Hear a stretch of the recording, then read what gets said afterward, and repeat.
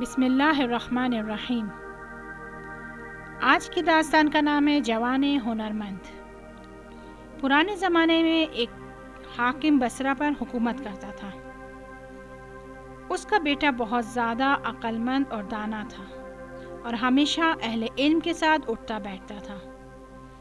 ایک دن اس نے اپنے والد سے کہا کہ اے والد بزرگوار، میں ان اہل علم لوگوں کے ساتھ اٹھنا بیٹھنا نہیں چاہتا، میں چاہتا ہوں کہ میں خود جو ہے وہ علم حاصل کروں۔ جب اس کا باپ اس کی بات یہ سنتا ہے تو اسے بہت خوشی ہوتی ہے اور خدا کا شکر ادا کرتا ہے کہ خدا نے مجھے اتنا اچھا بیٹا عطا کیا ہے۔ باپ جو ہے وہ بیٹے کو اجازت دے دیتا ہے اور وہ جا کے علم حاصل کرتا ہے۔ ایک دن یہی بیٹا اپنے استاد سے پوچھتا ہے کہ اے استاد محترم، آپ مجھے بتائیں کہ اس دنیا میں وہ کون سی حلال ترین چیز ہے جو ہم حاصل کر سکتے ہیں؟ تو اس کا استاد جواب دیتے ہیں کہ جو کام تم کر رہے ہو اور اس کام کر کے جو چیز تم حاصل کرتے ہو وہ بہترین چیز ہے اور حلال ترین چیز ہے دنیا میں۔ کام ایک دولت ہے اور ایک ایسی دولت ہے جو بے زوال ہے، جس کو کبھی زوال نہیں آ سکتا، جو ختم نہیں ہو سکتے۔ کیونکہ پیغمبر اکرم صلی اللہ علیہ وسلم بھی جو ہے وہ تجارت کیا کرتے تھے۔ مکے سے سامان جو ہے وہ شام کی طرف لے کے جایا کرتے تھے اور شام سے سامان لے کے مکے کی طرف آیا کرتے تھے۔ اس طریقے سے وہ تجارت کرتے تھے اور اس تجارت کرنے کے بعد خدا نے اس کو نبوت کی منزلت پر فائز کیا۔ استاد کی یہ بات اس لڑکے کے دل میں بہت اچھی طریقے سے بیٹھ جاتی ہے اور وہ ارادہ کرتا ہے کہ وہ جا کے کوئی کام سیکھے اور پھر اپنے باپ کے پاس آتا ہے اور کہتا ہے کہ میں چاہتا ہوں میں کچھ کام سیکھوں۔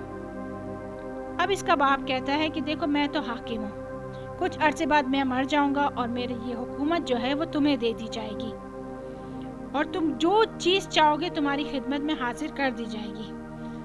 تم کام سیکھ کے کیا کرو گے؟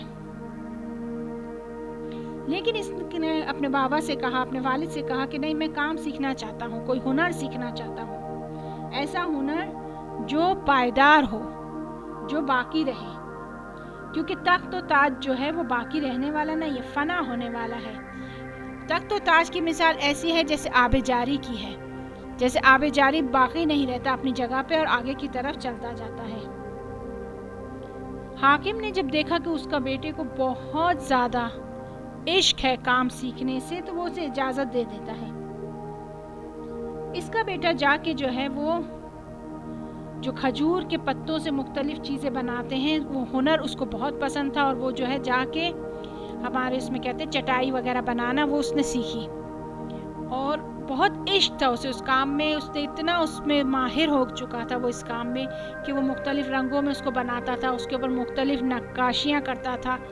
صحیح، اب اسی طریقے سے دن جو ہے گزر رہے تھے، وہ چند سال گزر گئے، اس نے یہ ہنر میں جو ہے وہ بہت زیادہ ایکسپرٹ ہو گیا۔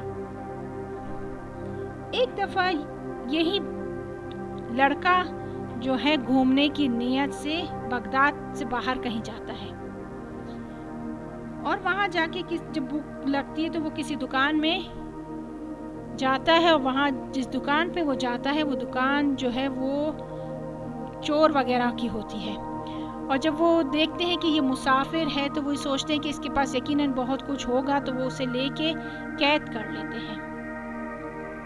اس کو ایک اندھیری اور خطرناک سی جگہ پہ لے جا کے قید کر دیا جاتا ہے۔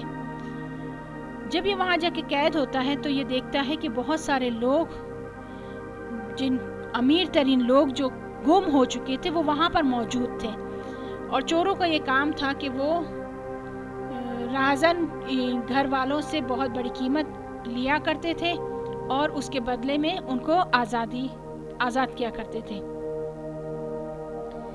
اب یہ بھی یہیں پہ تھا، کسی کو نہیں پتا تھا کہ یہ بصرے کے حاکم کا جو ہے وہ بیٹا ہے۔ تو اس نے جو راہزن کا بڑا تھا اس کو پیغام دیا کہ مجھے ایک بہت اچھا ہنر آتا ہے، وہ ہنر اتنا اچھا ہے کہ آپ اس سے بہت زیادہ پیسے کما سکتے ہو۔ آپ ایسا کرو، مجھے کچھ وسائل مہیا کرو، کچھ سامان مہیا کرو تو میں آپ کو کچھ بنا کے دوں۔ बसरे के हाकिम को इसकी बात अच्छी लगती है और वो उसे कुछ चीज़ें जिंदान में मुहैया कर देता है। इसने 3 दिन में 3 से 4 जो है वो अच्छी किस्म की चटाइयाँ बनाई, फर्श किस्म के बनाए और राजन के जो बड़ा था उसकी खिदमत में पेश किया। उसको भी ये बहुत पसंद आई। अब यह शख्स जो है वो राजन का जो सरदार होता है उसको मशवरा देता है, कहता है बसरे का जो हाकिम है उसको ये चटाइयाँ बहुत पसंद है, आप ऐसा करो ये चटाइयाँ लेके बसरे के हाकिम के पास जाओ, वो आपको हर चटाई के बदले में 50 सिक्के देगा, सोने के 50 सिक्के अता करेगा। अब ये लालची था, इसने किसी न किसी तरीके से चटाई जो है वो बसरे के हाकिम तक पहुंचाई। जब बसरे के हाकिम ने ये चटाई देखी तो वो समझ गया कि ये चटाई जो है वो उसके बेटे के हाथ की बनी हुई है। जब उसने उसको गौर से देखा तो उसने देखा कि उसके बेटे ने जो नक्काशी की है उसके बीच में मुख्तलिफ हुर्फ लिखे हुए हैं। उस हुरूफ को जब उसने पढ़ा तो उसे समझ में आया कि उसके बेटे ने उसे एक पैगाम दिया है कि वो कहाँ है और किन लोगों के ज़रिए वो जो है अगवा हुआ है। और बादशाह जो है फिर अपनी फ़ौज के साथ उस जगह पर हमला करता है और सारे जिंदानियों को आज़ाद करवा देता है।